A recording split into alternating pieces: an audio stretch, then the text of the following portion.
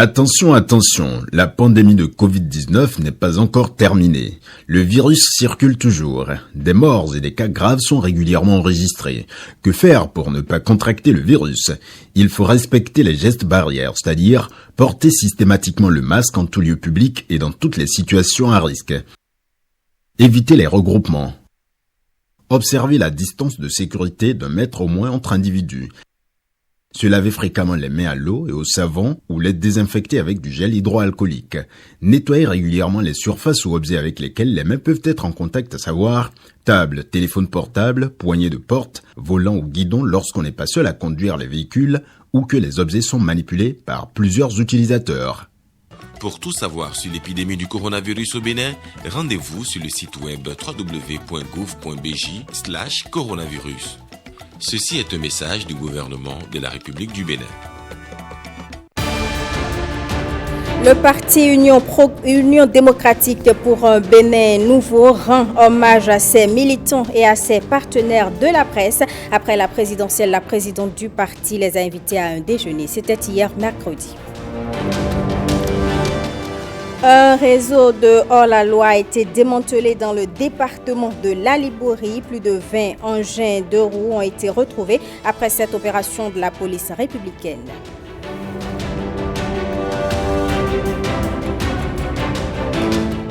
Après les communes des départements de l'Atakora et de la Donga, la distribution des cartes d'identité nationale biométrique a démarré à Parakou. Vous en saurez un peu plus dans ce 20h.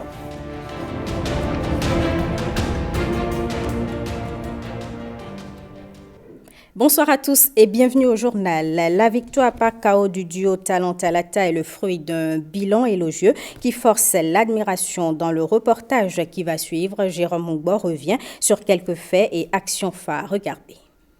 Le Bénin se réveille aujourd'hui avec un nouveau président, Patrice Talon. Avant même l'annonce des tendances officielles par la commission électorale, Lionel Zinsou, son adversaire, a appelé Patrice Talon et a reconnu sa défaite. C'est un véritable triomphe pour la démocratie béninoise. Nous étions en mars 2016, puis le 6 avril. Devant Dieu, les mânes de nos ancêtres, la nation est devant le peuple béninois, seul détenteur de la souveraineté. Nous, Patrice Athanase Guillaume Talon, président de la République élu conformément aux lois de la République, jurons solennellement. 8 mois plus tard, après un diagnostic sans complaisance, le chef d'orchestre rend public le programme d'action de son gouvernement à l'horizon 2021.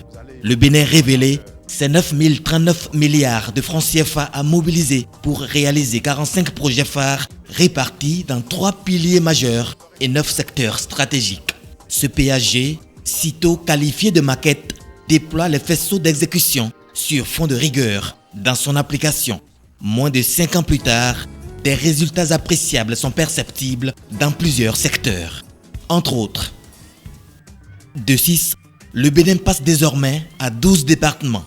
Avec la Cour de répression des infractions économiques et du terrorisme, la corruption connaît des jours sombres au profit d'une meilleure gestion du denier public. Grâce à la centrale thermique Maria Gleta, le Bénin couvre 60% de ses besoins en énergie électrique à la pointe. De pays très endettés, la terre de Kaba, Biogara et Béanzin est désormais un pays à revenus intermédiaires. Environ 51% des écoles primaires disposent de cantines scolaires. De 451 000 tonnes en 2016, le Bénin est aujourd'hui premier pays africain producteur de l'or blanc avec 728 000 tonnes. Fini les concours frauduleux, tout est désormais au mérite. Une vingtaine de stades omnisports répondant aux normes internationales sont en cours de construction. Une trentaine de marchés modernes vont bientôt améliorer la galerie marchande. Mais le projet le plus révélateur de l'ambition de Patrice Talon pour ses concitoyens est le projet asphaltage et la construction des voies. Morceau choisi, département du Plateau, la route Kétou-Savet et ses bretelles. Monsieur le Président de la République, je ne serai pas capable de vous décrire toute la résonance un peu mythique et mystique de cette route légendaire rêvée par nos ancêtres depuis des siècles. c'est à la roue et au coucoupe que les deux fils d'Odoudoua, Lala Ketou et Loni Chabé, s'évertuaient à maintenir et entretenir à travers cette route les liens de sang entre les deux royaumes frères, Ketou et Savé. Monsieur le Président de la République, vous êtes définitivement entré dans l'histoire en transformant ce rêve séculaire en réalité palpable. Merci. Merci et merci. Nous étions à une tournée nationale de reddition des comptes où le chef de l'État a expliqué à ses concitoyens les tenants et aboutissants de la dynamique en cours. J'exhorte chacun à être le défenseur, à poursuivre la dynamique, à continuer à renforcer cette bonne gouvernance jusqu'à ce que ça devienne un acquis définitif. Pour ma part, je resterai dans l'action permettant de renforcer la bonne gouvernance. Je serai candidat à cause de ça.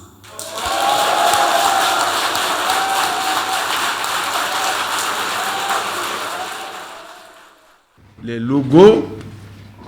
Le processus est déclenché. 5 partis politiques ont soutenu la candidature du duo Talon-Talata. La campagne électorale prend très souvent des airs humoristiques.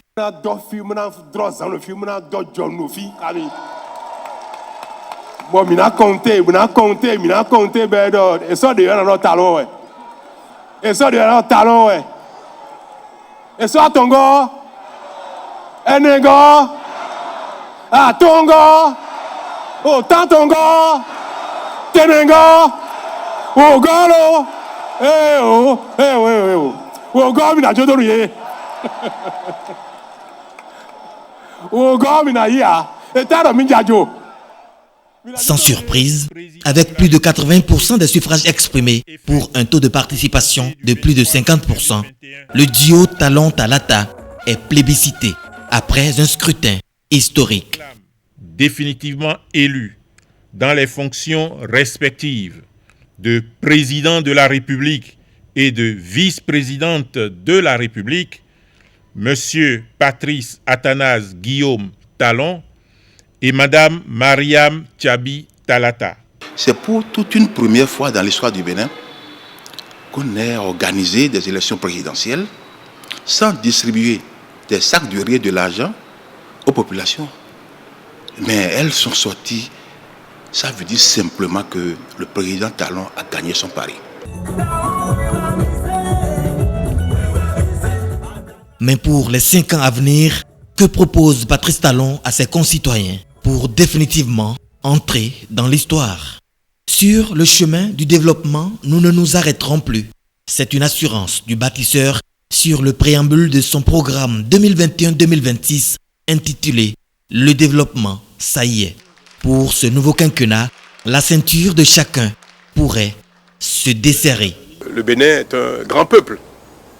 Nous venons de loin et nous irons très loin. Maintenant, chacun devra voir les effets de notre effort commun dans sa maison, dans son bien-être personnel. Et cela peut paraître immense, mais pour moi, ce sera aisé, ce sera facile. Parce que maintenant, on sait faire. Maintenant, nous avons vu que nous avons la capacité, nous avons la rigueur qu'il faut, le sérieux qu'il faut pour satisfaire nos attentes, les unes après les autres. Et le chemin se poursuit avec des innovations encore plus grandes et plus révélatrices du Bénin qui s'annoncent. Je vous l'annonçais dans les titres. Après une période électorale assez mouvementée, le parti Union démocratique pour un Bénin nouveau est reconnaissant vis-à-vis de ses militants et ses partenaires de la presse. La présidente du parti les a distingués au cours d'un déjeuner organisé au siège du parti hier mercredi. Marcella Rossi. Merci à tous les coordonnateurs de l'Union démocratique pour un Bénin nouveau. Modèle parfait du leadership féminin. C'est l'autre nom de Claudine Afiavi Prudencio que dévoilent plutôt les militants de son parti qui répondent à son appel une fois de plus, encore de façon massive. Moi-même j'ai fait le tour, sur toute l'étendue du territoire on a eu à faire le tour. Nous avons vu ce qu'ils ont fait comme travail. Ils ont véritablement mouillé le maillot, donc il ne faut pas les laisser comme ça. Il faut quand même les réunir pour ce bilan-là. Un bilan satisfaisant quand on sait que l'objectif poursuivi est atteint. l'élection du duo président à la majorité absolue au premier tour. Sur le terrain de la campagne, les militants de l'Union démocratique pour un Bénin nouveau n'étaient pas moins visibles. L'équipe déployée pour le job fait d'ailleurs la fierté de la capitaine. C'est une équipe qui ne me ment pas, qui est comme moi-même, qui dit la vérité. Et voilà, on est ensemble.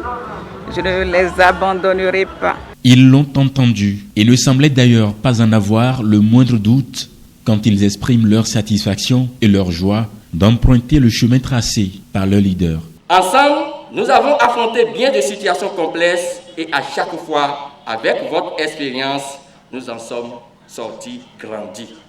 Madame la Présidente, nous ne saurons jamais vous remercier à la hauteur de vos sacrifices et de votre confiance en nous. C'est l'occasion pour moi de dire merci à la Présidente et la rassurer qu'elle peut compter sur les hommes et les femmes engagés pour l'animation de la vie du parti au niveau des départements. Et quand on a ce type de leadership féminin et qu'on est femme, on ne peut pas faire autrement que de suivre la bonne marche. La surprise ce jour, c'est la célébration des hommes des médias qui ont marqué ce parti. C'est des personnes qui nous accompagnent, je vais dire, depuis très longtemps, et je les ai vus encore à l'œuvre pendant la campagne, donc il faut les célébrer. C'est ce qu'on a fait avec cette petite récompense-là. Ce parti, soutien de longue date de Patrice Talon, renouvelle son adhésion à son programme de développement. Pour eux, ce nouveau mandat qu'il s'apprête à démarrer n'est qu'un mérite. Et on a vu ce qu'il a fait, c'est palpable, c'est visible sur le terrain. Et pourquoi ne pas le laisser continuer? Et ce qui m'enchante véritablement, c'est la lutte contre la corruption et l'impunité. Il le faut dans notre pays un jour. Et on l'a eu maintenant. Moi, je ne savais pas qu'il y a autant d'argent au Bénin. Je ne savais pas qu'il y a autant de ressources au Bénin. Mais là, sous le premier mandat du président Patrice Talon, j'ai constaté qu'il y a de l'argent dans le pays. Alors, laissons-le avancer. Le Bénin nouveau n'est alors plus un rêve pour cette union démocratique, mais plutôt une réalité qui fait la joie par ici.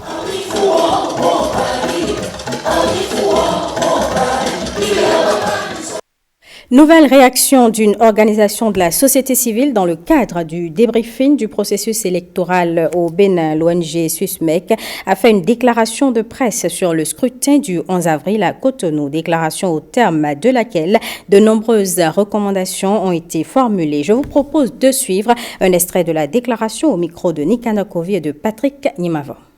Chers hommes des médias, nous voudrions ici attirer avec insistance votre attention sur un fait majeur. Il s'agit de la polémique autour du taux de participation lors de cette élection présidentielle. Nous avons confronté nos chiffres mis à notre disposition par nos observateurs déployés sur les 546 arrondissements que compte le Bénin avec ceux de la Sénat. Et nous pouvons vous dire, sans risque de nous tromper, que le taux de participation est bien sûr au-delà de 50%. Un taux officialisé par l'instance chargée d'organiser les élections en République du Bénin.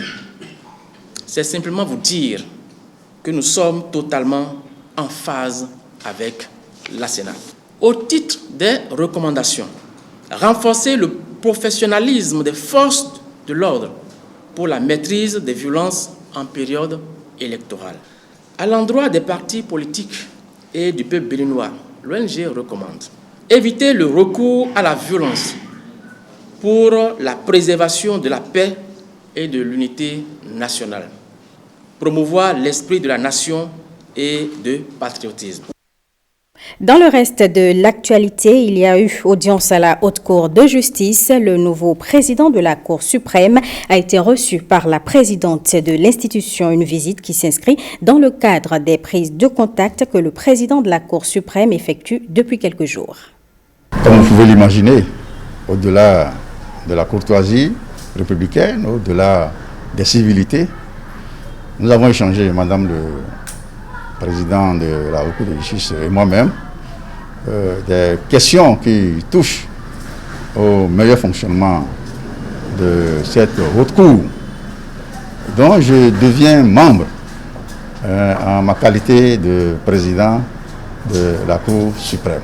J'y étais déjà en qualité de procureur général près de la dite cour, parce que j'étais le magistrat le plus gradé des magistrats membres du ministère public. Nous avons discuté des questions qui touchent au fonctionnement de cette haute juridiction, qui depuis longtemps, et sous l'impulsion de Madame le Président Zinokwe, s'est apprêtée à faire face à la mission qui est la sienne, à faire face aux défis.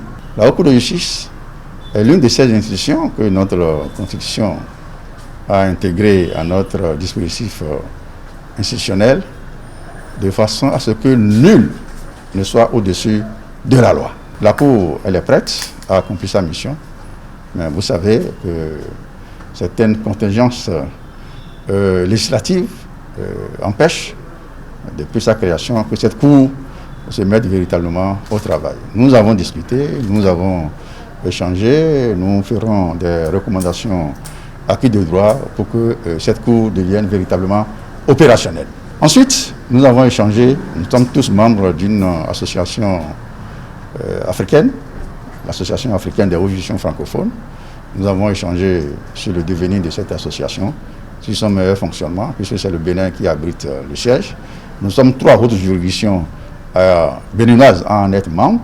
Nous avons discuté, échangé, réfléchi à ce que toutes ces hautes juridictions soient davantage impliquées dans la gestion de cette association. Parlons à présent de cette opération de distribution des cartes d'identité nationale biométrique. Le gestionnaire mandataire de l'Agence nationale d'identification des personnes a lancé l'opération à Parakou. Le point de cette étape avec Blaise Adankbo et Jules Akoïko. Enfin, un signal est donné. Le signal dont il s'agit ici, c'est la mise à disposition des cartes d'identité nationale biométrique. Après les populations de l'Atakora et de la Donga, c'est au tour de celles du Borgou et de la Libori d'entrer en possession de leur précieux sésame. Il s'agit là d'une bonne nouvelle pour les nombreuses personnes demandeuses de ces cartes. Le département du Borgou a formulé 491 demandes de cartes biométriques, dont 314 pour la seule commune de Parakou que je vous demande d'ovationner. Cela signifie qu'à l'intérieur du Bénin, la conscience de la nécessité de se doter de la carte nationale d'identité biométrique est déjà là, présente chez nos compatriotes. Le gestionnaire mandataire de l'Agence nationale de l'identification des personnes, à partir de Parakou, expose les avantages de cette carte pour toute personne. La direction de l'immigration et l'immigration a pris les dispositions pour que, dans le cadre de l'établissement du passeport, l'on puisse exhiber l'acte de naissance sécurisé et le certificat d'identification personnelle, CIP délivré par l'ANIP. Point barre. Avec ces 2 pièces, vous avez votre passeport garanti.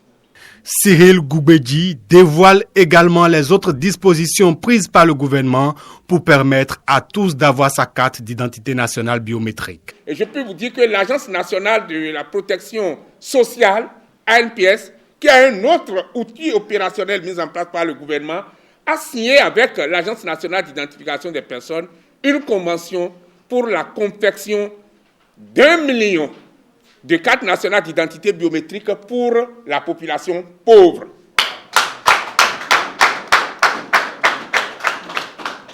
Même si les chiffres prouvent déjà l'importance qu'accorde la population aux réformes sur la dématérialisation de l'état civil, la sensibilisation doit être un facteur déterminant pour convaincre ceux qui doutent encore de cette réforme. La séance de distribution des cartes aux bénéficiaires pourrait être une occasion une fois encore, de mieux informer nos populations qui ne demandent qu'à comprendre et emboîter le pas aux heureux récipiendaires de ce jour.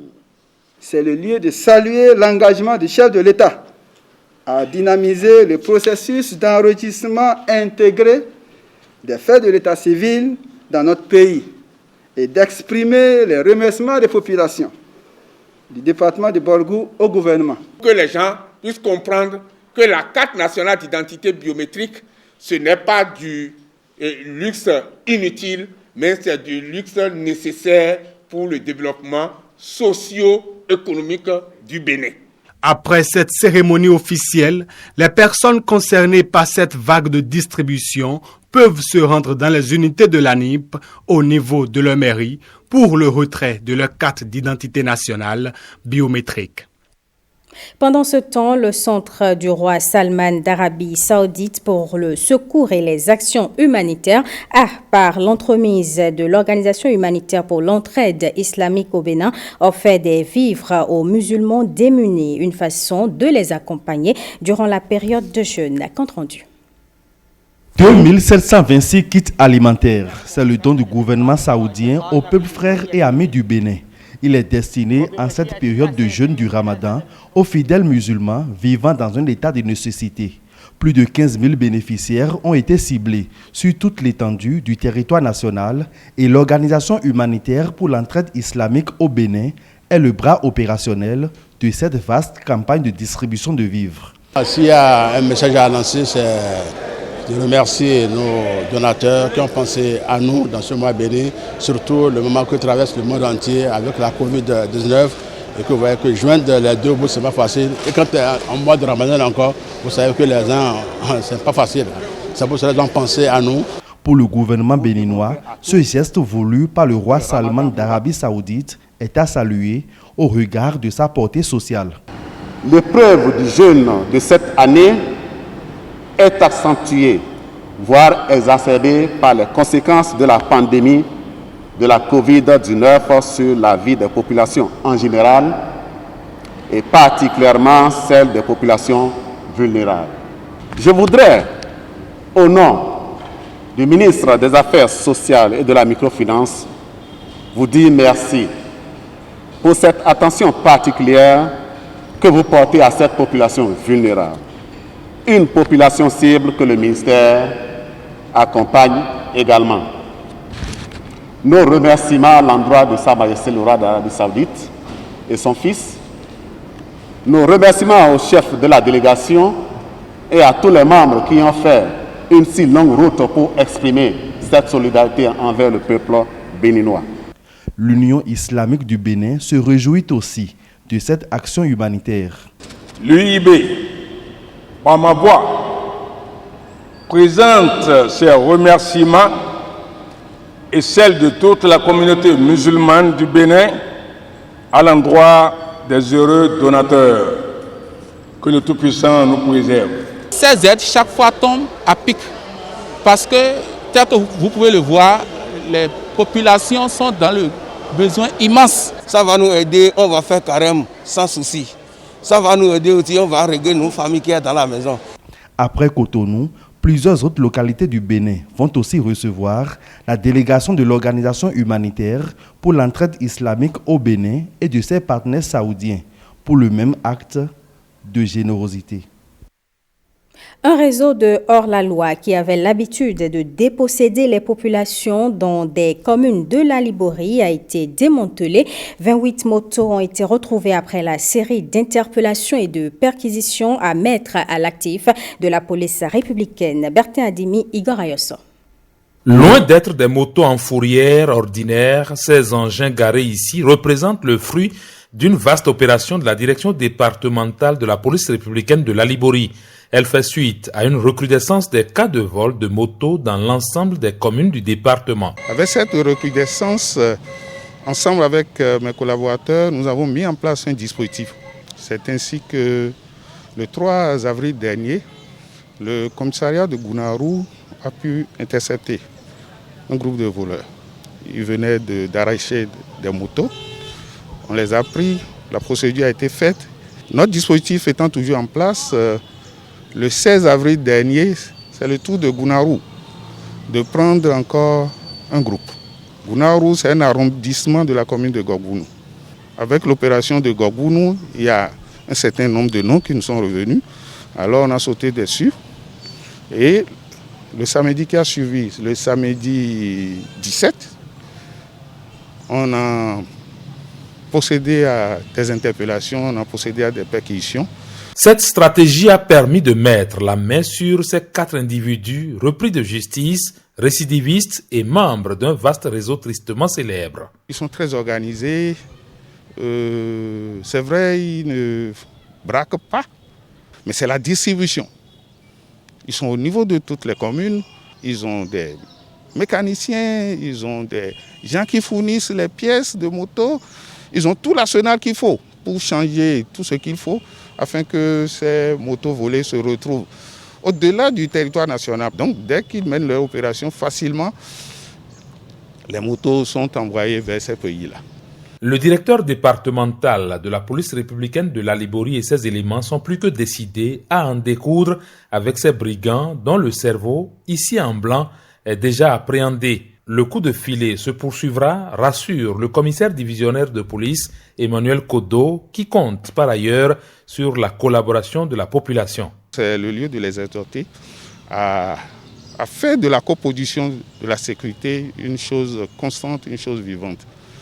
Je voudrais aussi remercier mes collaborateurs qui sont engagés à véritablement mener cette lutte, faire en sorte que nos paisibles populations vaquent à leurs occupations dans la quiétude totale. C'est pour ça que nous avons prêté serment et nous attelons tous les jours à faire le travail, à le faire de façon très professionnelle.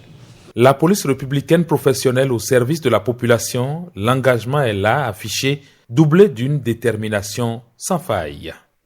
On reste dans le département de la Liborie où les attaques d'animaux, les éléphants surtout, deviennent récurrentes. Face à cette situation, Bertin Adimi et Igor Ayoso se sont rapprochés des responsables de l'inspection forestière de la Liborie et voici les explications. La poussée démographique et aussi la recherche de terres cultivables font que l'espace occupé par ces animaux-là, aujourd'hui, se réduit. L'animal aussi, à un moment donné, a besoin de l'espace. Pour son épanouissement et à la recherche de quoi à survivre, sort maintenant de ce petit habitat qui lui a été donné par contrainte et se retrouve dans nos champs, se retrouve dans nos hameaux, se retrouve dans nos villages qui autrefois étaient des endroits occupés par ces animaux-là. Donc en réalité, c'est ça qui explique. Je prends le cas de l'éléphant, qui est un animal gros, mystérieux, c'est que tout le monde cherche à le voir. Même les petits-enfants qui n'ont jamais vu ça, les gens courent, tout le monde court à le voir. Alors, dans ces conditions, l'animal se sent menacé. Il y en a qui restent derrière lui durant toute une journée. Et c'est lui qui est le principal guide. C'est lui qui le montre aux gens, ah oui, il est ici et ici. Et l'animal capte ça aussi. Donc c'est aussi dangereux de rester dans une observation derrière un animal pendant une longue période.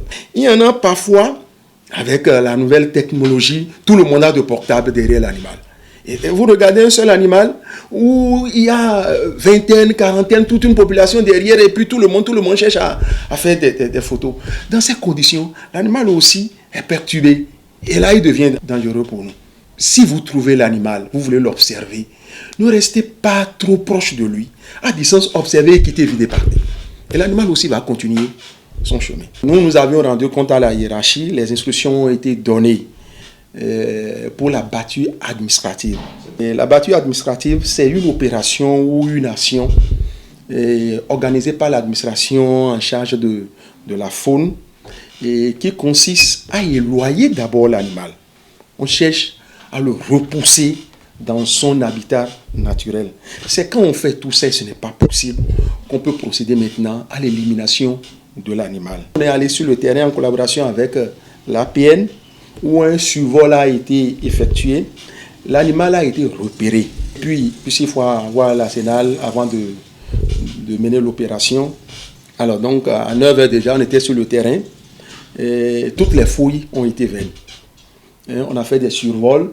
on est passé dans toute la zone. Donc, on doit reprendre encore. Il y a nos collègues qui sont sur le terrain, qui sont en train de fouiller. Et dès que l'animal sera identifié, il peut nous alerter et on ira voir avant de procéder ce qu'on doit faire. Mais je veux dire, la priorité de chercher à les loyer, c'est au cas où ce n'est pas possible qu'on va l'abattre. Et on le fera en collaboration avec l'APN, le parc du W. Sachez, mesdames et messieurs, que pendant longtemps, dans le secteur des télécommunications, les hommes étaient plus nombreux. Mais aujourd'hui, la tendance s'est inversée. Les femmes y ont trouvé leur place. Elles créent et innovent dans différents domaines. À l'occasion de la Journée internationale des jeunes filles dans le secteur d'éthique, Rebecca Kendiaoundé nous emmène dans les couloirs de l'ACI pour découvrir Onella Semondi, une passionnée des télécommunications.